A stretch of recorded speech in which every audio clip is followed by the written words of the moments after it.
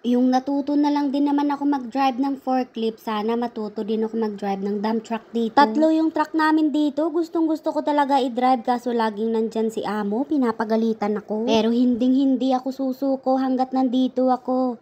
Pangako ko sa sarili ko, magda-drive talaga ako. Bahala sila, ayaw nila at sa gusto. Ganun palang pakiramdam kapag lagi-lagi mong ginagawa, maghahanap ka talaga ng iba. Naboboring kasi ako. Ewan ko kung ganyan din kayo katulad ko. Shout out talaga sa nagturo sa akin dati na naka-live pa ako dito sa YouTube kay Kuya Love TV.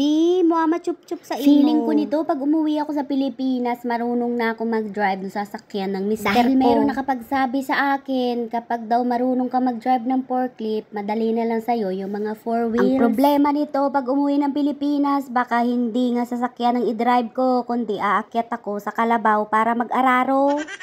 Baka ang maging ending nito, uuwi ako magkargador doon sa barko. Hay nako. Okay lang din naman basta may suhol kasi mukhang pera ito.